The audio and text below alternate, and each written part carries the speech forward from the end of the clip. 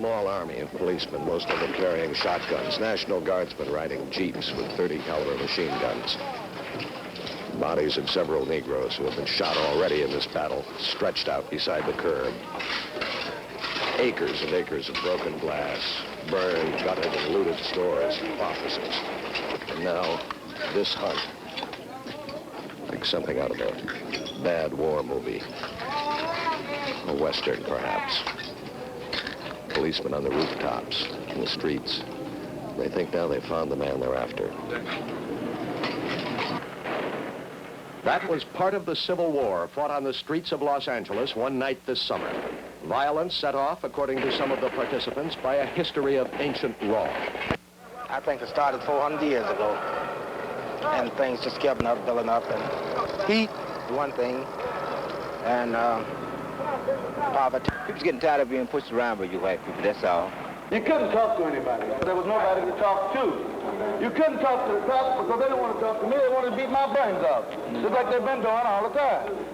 And the only way it seems that we can ever get anybody at any time to listen to us is start a riot. We got sense enough to know that this is not the final answer, but it's the beginning. Governor, I hand you the report that's been prepared by your commission. We cannot, Governor, tell you any one particular reason why the riots took place in August and why they took place in Los Angeles. Tonight, CBS Reports examines the question of Watts. Was it a local riot or the beginning of a national revolt? What started it? What stopped it? Will there be another Watts? John McCone has just presented Governor Edmund Brown of California his investigating committee's report seeking the answers to just such questions. These findings are an integral part of what follows, a CBS Report study of the principal events and causes of the nightmare in Watts.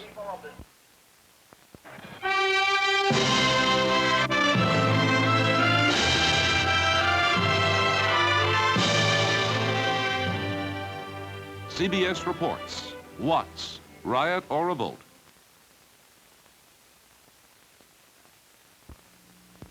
Now, here is CBS News correspondent Bill Stout, who has covered the Watts story from the moment the rioting began. 3 months ago, on this street in Los Angeles, California, violence produced all this. A local riot or a revolt? Part of a national social revolution? A carnival of hoodlum lawlessness, or the product of a festering social illness? And most puzzling of all, if it was a riot, why did it happen here, in the community thought to be least caught up in racial tensions? A Frenchman who looked at his own country's revolution 175 years ago left us with a comment which may give some insight. He said, "The evils which can be endured with patience as long as they are inevitable seem intolerable as soon as a hope can be entertained of escaping them." In the past 25 years, more than 300,000 Negroes from other parts of the United States have come to Los Angeles in the hope of escaping evils they had endured with patience. But on the night of Wednesday, August the 11th, that patience ran out.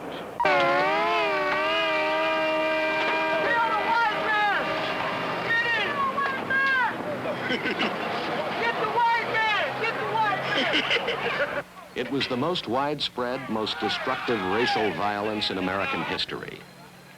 White people driving through the riot area were considered fair game, whether young or old, men or women. Their cars were battered, the drivers stoned, kicked and beaten, and the cars were burned. The mobs groan and curse in disappointment when a white got away, and then cheer like a football crowd when a car went up in flames.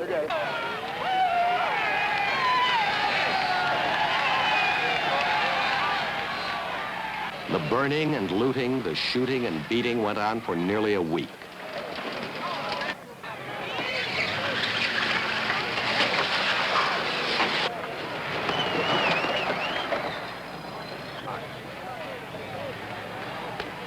"34 persons were killed, all but 5 of them Negroes. More than 1,000 persons injured or wounded. More than 200 business places destroyed by fire, 700 more smashed, looted, and damaged. Negro merchants sought to protect themselves with hurriedly scrawled appeals. The cost in dollars, even now, is hard to estimate. Perhaps 50 million, 60 million, or more. Nearly 4,000 persons arrested. Shut it off and get out of that car with your hands up. All of you, the one in the back seat, too. Come on, get up. Get your hands up, I said. Drop that purse and get your hands up. Get your hands up! Get them up. Get your hands up. Go. Come on. Right this way. Negro leaders blamed it on a variety of social ailments. Poverty and unemployment, poor schools, and bad housing, all of which add up to discrimination. But most of all, said the Negro spokesman, police brutality. And the mobs agreed. Get in with the light.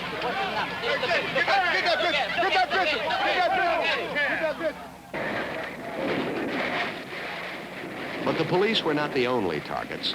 Firemen rushing about the city trying to control dozens of blazes at once were showered with rocks and bottles and sometimes found themselves under heavy gunfire.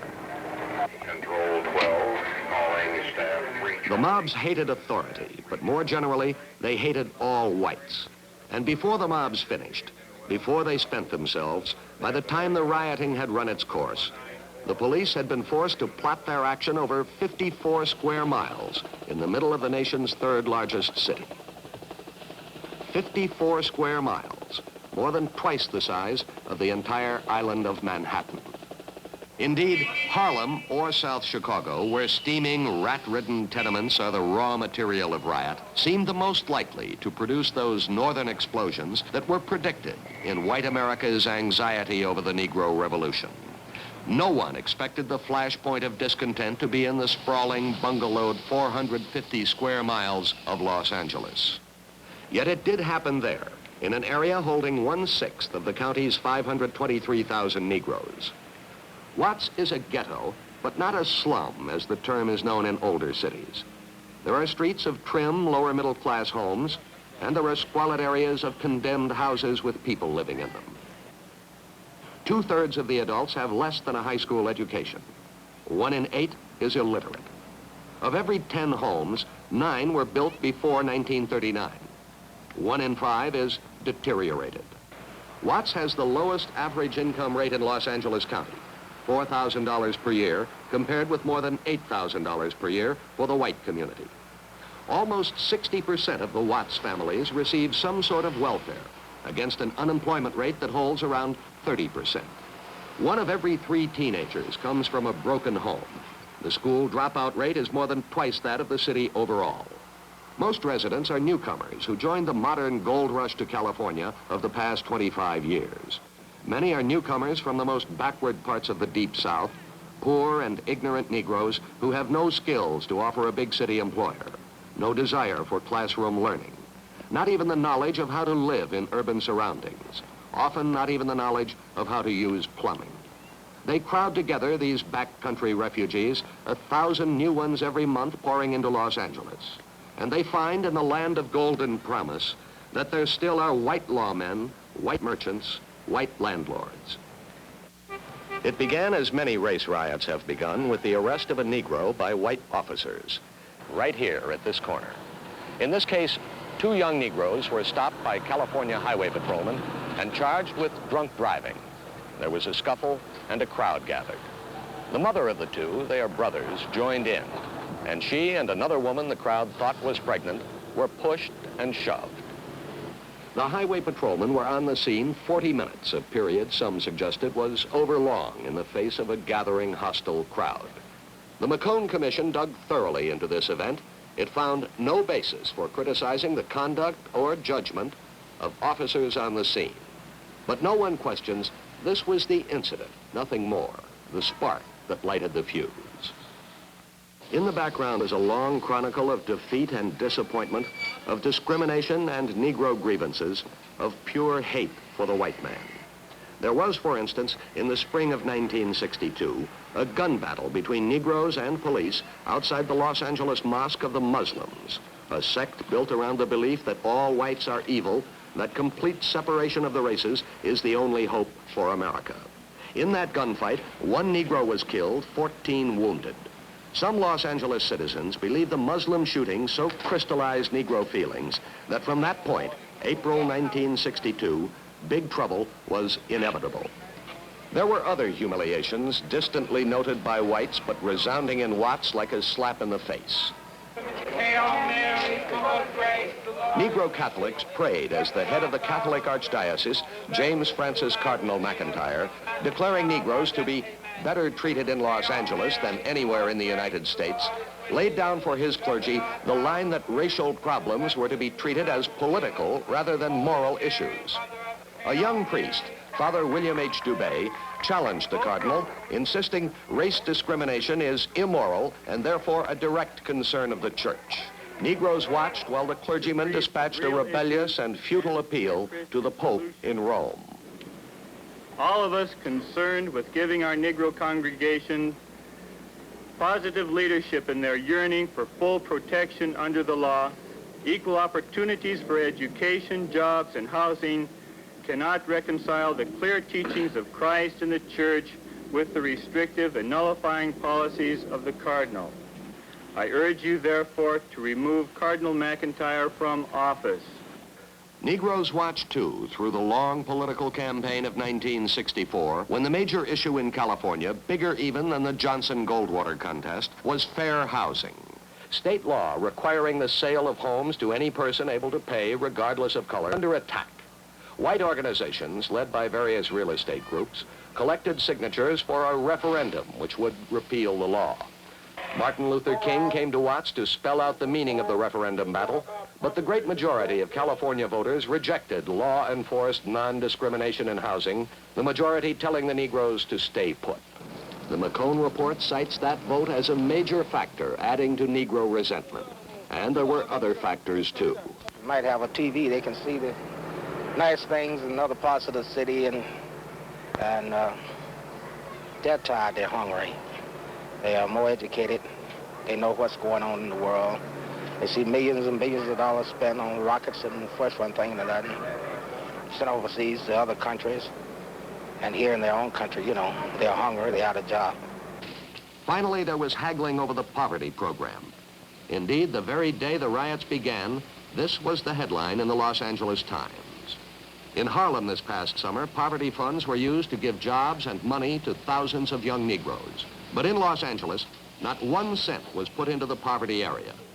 Despite all these aggravations and evidence of white indifference, Los Angeles' long history of freedom from racial strife, plus the fact that it had weathered the troubled summer of 1964 without difficulty, had created a false sense of well-being, so that when the violence did erupt, its impact seemed many times magnified.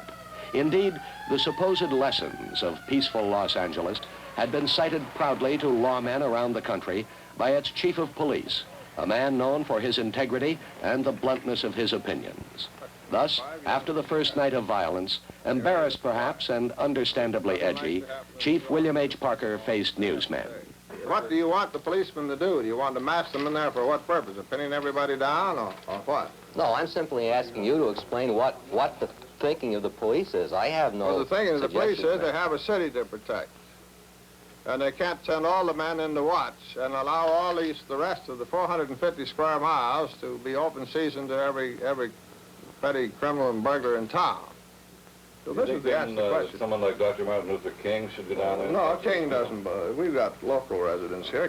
King doesn't put out all the fires in the United States. There are some local Negroes here that are leaders in these situations. Now, we would assume that they have some influence on them or they wouldn't be representing them. Now, those individuals are certainly in a position to go down there and talk to these people and tell them that this is inordinate and they shouldn't continue it. That Thursday afternoon, one of those leaders referred to, the Reverend H.H. Brookins, with other ministers, politicians, black and white, called a peace meeting at a neighborhood playground. And I submit to you that we shall not see a Harlem or Rochester or a New York. We can solve it. It is yet time. But Brookins and the others learned they themselves did not understand their people, did not know the intensity of their rage, and could not plumb the depth of their hate. Because I was on the other line last night. See, and I'm going to tell you something. Tonight is going to be another one, whether you like it or not. No, wait. Listen. See, we, the Negro people down here have gotten completely fed up. And you know what they're gonna do tonight? They don't care. They're not gonna fight down here no more. You know where they're going? They're after the white people. Now they're after the white people. They're gonna congregate. They're gonna caravan out in Inglewood, Claire Del Rey, and everywhere else the white man is supposed to stay. They're gonna do the white man in tonight. And I'm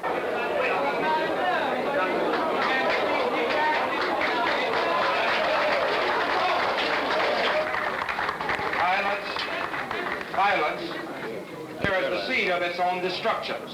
And that if for us to continue to try and meet violence with violence is the wrong way, that's all. It's pure and simple. I believe that while we talk about people staying off the street, every citizen's right is to walk the street, but if he must walk it in dignity and respect. I believe, on the other hand, that there ought not to be any concentration of police power in this community tonight.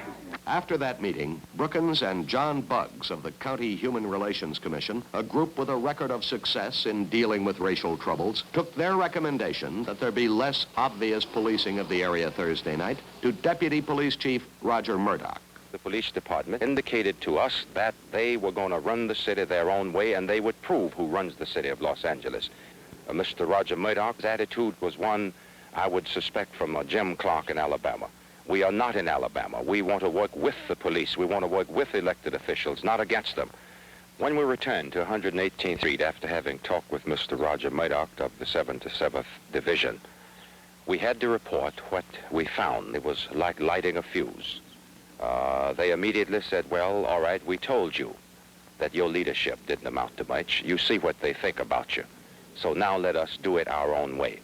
At this time, about 6 police cars moved in, blowing sirens with about 500 people lining the streets. And it was just like an explosion, Bill. Everything just went haywire. The frustration of the Reverend Brookins and his associates goes far toward explaining the why of Watts as well as the how. Actually, from the quarrel over the performance of Negro leadership was beginning to emerge one of the great unpalatable truths of the riot, that there were and are groups in the Negro community for whom nobody spoke. Most of the Negroes who hold elective office in Los Angeles stayed out of the area. But State Assemblyman Marvin Daimley, a resident of the riot area, was there constantly, and he spoke the truth no one wanted to hear. Shall I relate to you an incident? About 4 o'clock Friday morning, I went up to a group that was throwing bottles. And I said, listen, baby, let's cool it. And he says, man, where are you from, Baldwin Hills? I said, no, man, I live on Avalon. He said, well, you must be living in some big house. And I said, no, man, I'm with the people.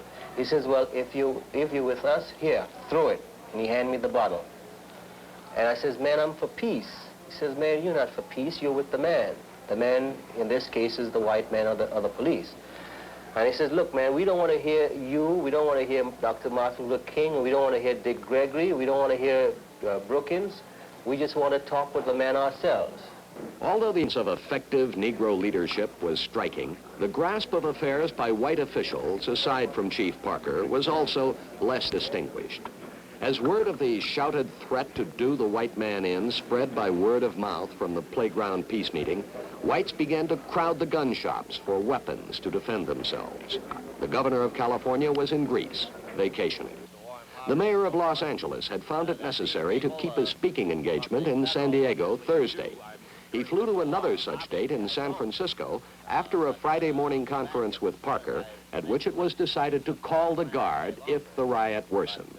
The Commonwealth Club has advertised this speech for a long time. They have hundreds of reservations, and so, of course, there isn't anything more especially that I can do in the next few hours, but I'll go up and write back to keep my commitment, but if it hadn't been made for months, I certainly wouldn't go. The McCone report does not criticize Mayor Yorty. It simply quotes, without comment, the reason he gave for his absence from the city. As Mayor Yorty left for his luncheon date in San Francisco, Chief Parker, the man in charge and the man on the spot from the beginning, now had hard words for the peacemakers he had earlier encouraged. That I'm not going to play games with well-meaning people who lack expertise. The difficulty is that the people who are getting hurt here are the police and innocent citizens, and the rioters are prevailing. The chief's concern deepened early Friday when the character of the rioting changed. The note in the police log says, 10 a.m., major looting became general. And in one shopping area 3 blocks long, thousands of Negroes stole everything they could carry and then burned what was left. What had been skirmishing before between police and hit-run Negro groups became a wholesale exercise in stealing and burning, with evidence of organized efforts in the manufacture and use of Molotov cocktails. The police estimate was that 3,000 people filled this street. Walking through it then, remembering it now, that estimate seems conservative indeed.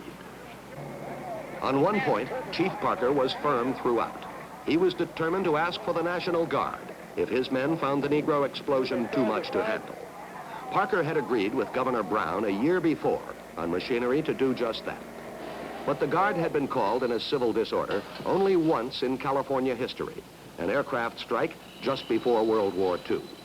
No one in high office wanted to be the man who turned bayonets against the people.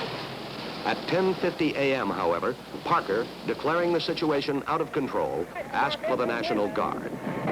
But it was 5 o'clock that Friday afternoon when Lieutenant Governor Glenn Anderson signed the proclamation.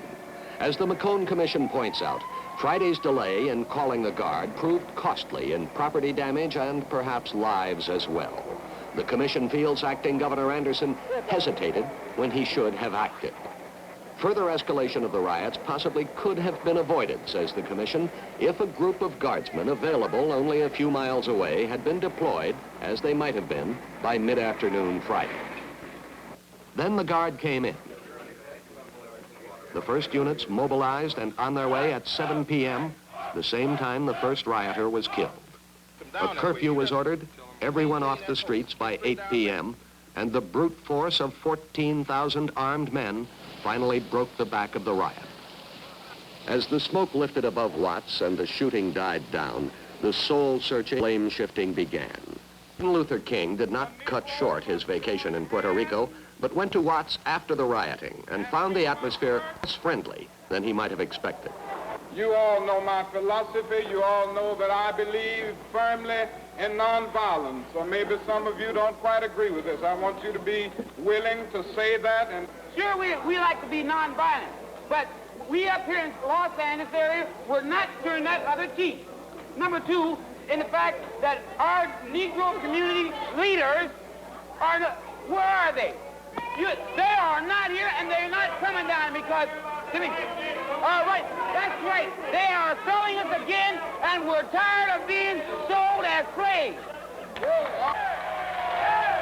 Don't burn, but smile. Smile. Wait a minute. All we want is jobs. We get jobs, we don't bother nobody. We don't get no jobs, we'll tear up Los Angeles, period. What about what you think, brother, about the police situation? Do you? Police? The police will burn them up too. Governor Brown, hurrying back from Greece and heeding perhaps the urging of King and other Negro leaders, found the riot area far from tranquil and the residents eager for an official ear. What does your husband do? I don't have a husband. We're separated. Oh, you are. He's So in you're all by prison. yourself. You have to raise the 4 children by Yes. yourself? And how much do you get from the Aid to Needy Children program?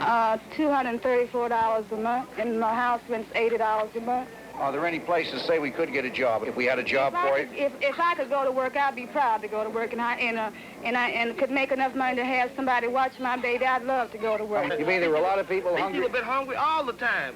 Like just two or three days before all this happened, these people were just about starving to death, waiting for the first till they got their check. They needed it. You mean this was a continuing situation down here? All the time. Well, I mean, don't they get the money from welfare? I mean, we have the Aid to Needy Children program. They need jobs. That's what they need. But creation of jobs depended in some degree on settlement of the city dispute with the federal government over administration of the poverty program. City Councilman Gilbert Lindsay, one of the Negro officials notably absent during the riot, hit hard at the poverty tangle. I am also ashamed that we, including I, squabbled and fought over the war on poverty program, which is almost scandalous. But Mayor Yorty denied that he or anyone else in Los Angeles had hung up the poverty program by playing politics. He blamed Washington. Factor. I have tried for months as you know, to end the senseless controversy. And so far as I know, this is the only large city where the Office of Economic Opportunity actually used strong-arm tactics by cutting off our funds and publicizing the fact that unless we met their changing dictates, that they would cut off the funds. And they have certainly helped to incite people in the poverty area by these tactics. And in Washington, Sergeant Schreiber replied in kind. 523 cities, towns, and counties in every state of the Union have already organized effective local anti-poverty programs. Los Angeles, unfortunately, is the only major city in the United States which has failed to do this. Which side are you on, boys? Which side are you on? Whoever was to blame, the political shilling of the poverty program was only one factor. The larger causes of the Watts explosion we'll examine in just a moment. And he's going to pick it.